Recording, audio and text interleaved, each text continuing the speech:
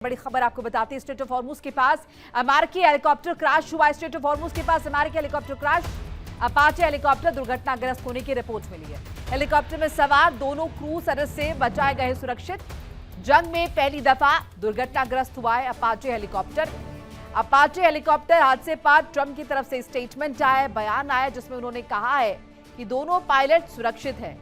आज जारी होगी दुर्घटना की डिटेल रिपोर्ट। ये डोनाल्ड ट्रंप की तरफ से कहा गया है। हॉर्मुज के पास अपाचे, अमेरिकी अपाचे हेलीकॉप्टर जो है वो हादसे का शिकार हुआ है, दुर्घटनाग्रस्त हुआ है। स्ट्रेट ऑफ हॉर्मुज जो कि लगातार हम देख रहे हैं किस तरीके से मार्च से सुर्खियों में आया हुआ है। ईरान, अमेरिका, इजराइल के बीच की जंग और उसके बाद हॉर्मुज स्ट्रेट पर नाकाबंदी का वो दौर। इन सब के बीच हॉर्मुज स्ट्रेट पर नाकाबंदी एक तरफ ईरान की तरफ से, दूसरी तरफ अमेरिका की तरफ से लगातार बनी हुई है। 20% दुनिया भर में तेल की आपूर्ति का रास्ता हॉर्मुज स्ट्रेट, और इसीलिए महत्वपूर्ण ये, अगर ज्योग्राफिकल कंडीशंस का अगर जिक्र करते हैं, भौगोलिक स्थिति की बात करते हैं, तो निश्चित तौर पर ईरान की बड़ी दावेदारी इस पर है और ईरान जता भी रहा है। इन सब के बीच ये जानकारी, अमेरिकी हेलीकॉप्टर क्रैश हुआ है।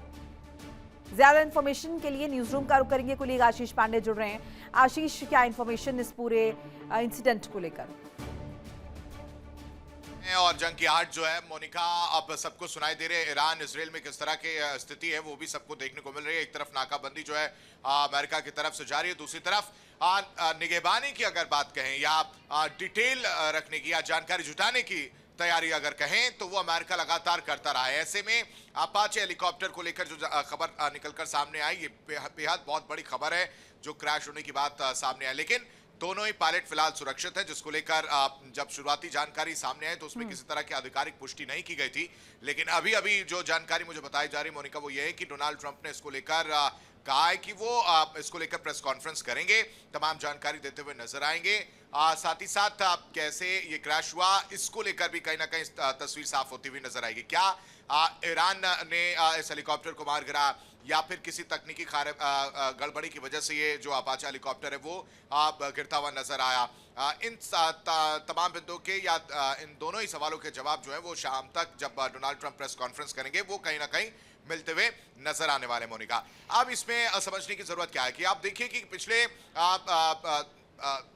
2-3 महीने से तस्वीर यही रही कि जब युद्ध हो रहा है तो उसमें ईरान लगातार पलटवार कर रहा है, जवाब दे रहा है, जिसमें MQ-9 रीपर ड्रोन की अगर हम बात करें वो भी मार गिराने में ईरान आगे रहा। साथ ही साथ फाइटर जेट्स की कहानी भी सबको पता है कि F-35 हो, F-15E हो, उसको भी मार गिराने का दावा जो ईरान करता रहा।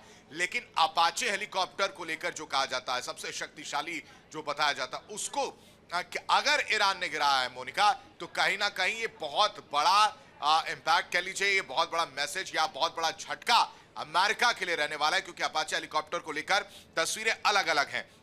कहा जाता है कि अपाचे हेलीकॉप्टर अमेरिकी सेंट्रल कमांड की जो तस्वीर एक इस वक्त सोशल मीडिया पर वायरल हो रही है मोनिका, जो वो है 4 मई की। उस दौरान अमेरिकी सेंट्रल कमांड के जो कमांडर हैं वो कमांडर एडमिरल ब्रैड कूपर, वो उस 4 मई को इसी अपाचे हेलीकॉप्टर में उड़ान भरते हुए नजर आए थे, जिसकी तस्वीर इस वक्त सोशल मीडिया पर वायरल हो रही है। इस हेलीकॉप्टर की खासियत की भी बात हमें जरूर यहाँ पर करनी चाहिए, क्योंकि ये पहली बार होगा, अगर ईरान ने इसे मार गिराया है तो ये पहली बार होगा कि MQ-9 reaper drone, F-35, F-15E इन तमाम फाइटर जेट्स को कुल मिलाकर आशीष, अगर ये ईरान ने किया है, चाहे जानबूझकर या फिर इजराइल पर पलटवार के दौरान, लेकिन खामियाजा इसका उठाना पड़ सकता है। शुक्रिया आपका तमाम जानकारी साझा करने के लिए। देखिए इंडिया डेली 24/7 अब आपके स्मार्ट टीवी पर। इंडिया डेली मौजूद है सभी डिजिटल प्लेटफॉर्म पर लाइव और लगातार। इंडिया डेली 24/7 हर दिन राष्ट्र को समर्पित।